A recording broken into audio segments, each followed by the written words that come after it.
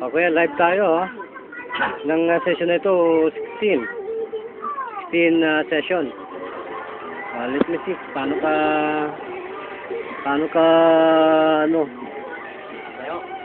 ka gumalaw. Tingnan natin ang beauty mo.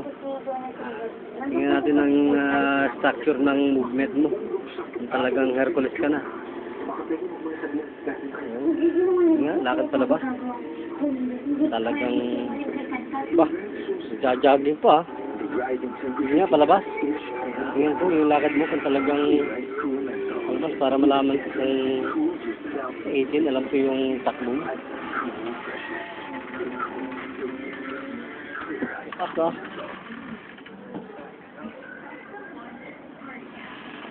Grabe.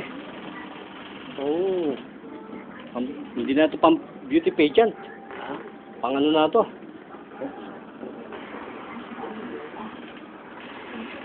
Pang boxer na itong ginagawa mong lakad na ito.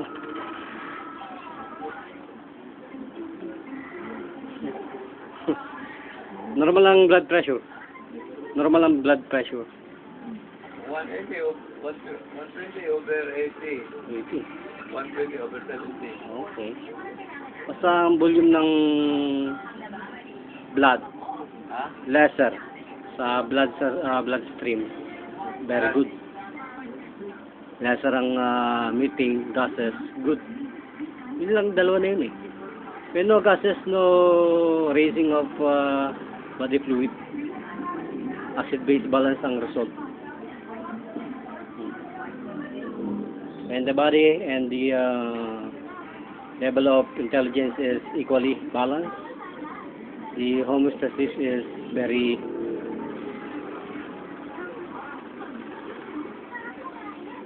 impressive. No? Good temperature, good heartbeat, good blood pressure, good fluid, environmental cells, good glucose.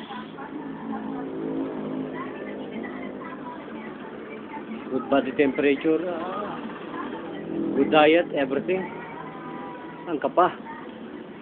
Sa mental martial arts ka na magpa-therapy. Para malaman mo kung paano ka lumipad. Paano mo sinisipan na ngayon? Paano? Nanti na to Parang Muay Thai tayo yun Taekwondo Ano pang masasabi mo sa Panginoon? Cradling yan, saka twisting. Sa cradling. Yung pag binuhat ka ng karatis at inangkla ka sa tuhod pababa, wala ka ng buhay no. You're gonna die immediately. Basag ang spinal column mo. That is our technique, you know. Look like more than the procedure of those who are representing their chiropractor technique. You know? That is lousy for us. You play judo and karate, martial arts, and you will see how it's really give you the total satisfaction physically, mentally, emotionally. So, kailangan ng tao yung may spiritual values yung ginagawa. Yung spiritual values. If it doesn't apply the spiritual values, it's not working. Still, the God is who the one doing these kinds of treatment and healing. Not our skill and knowledge that we equip in any masters or universities. It is upon the blessing from the Lord. Oh, kita mo nag-ano ka. Bawal yan sa mga na-stroke Bawal yan. Pero ikaw, pwede yan. Bending yoga. Oh. Kaya mo na kasi yan kasi naranasan mo yung intracranial compression sa craniosacral. The spinal fluid is almost restored. There are two kinds of cerebrovascular fluid. Spinal fluid, there's cerebrovascular and the cardiovascular. Oh. Anong feelings mo? Parang pwede na mag-ballroom yan? Kapasalamat ba tayo sa Panginoon, brother? Kapasalamat tayo sa Ama? Sama? Hallelujah. Praise the Lord.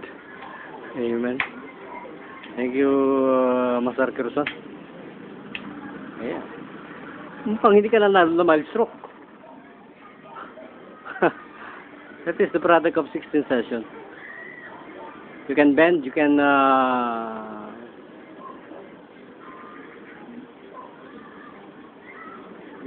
move your body side by side, ups and downs, circumcision,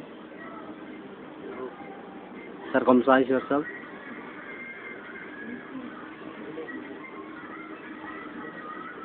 Madaling mapagod ako. Why? Napapagod ako. How many kilometers? 2 kilometers na. Malayo na yun. Malayo yung 2 kilometro. Hindi ka pa nako-close eh. Susuntukin pa kita ng napakataas. Medyo ililimit ko yung breathing. Kailangan yun ang closing natin.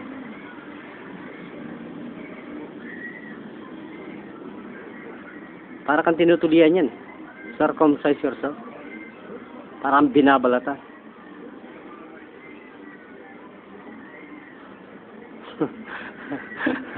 Ballroom lang pupuntahan mo.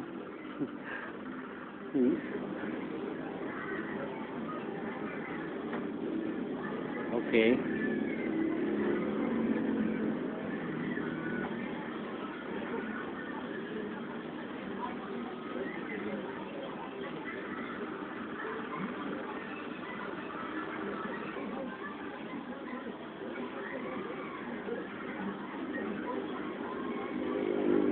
Dalawang kilometro, brother, malayo na yun. Pag mga meters lang, siguro mga 20 meters na papagod ka, that's not normal. 20 meters? 60. Oo, mga 50 meters. Pag napagod ka sa ganun, yun ang delikado. Ang galing si brother. Oo. Okay, thank you Lord. Hallelujah.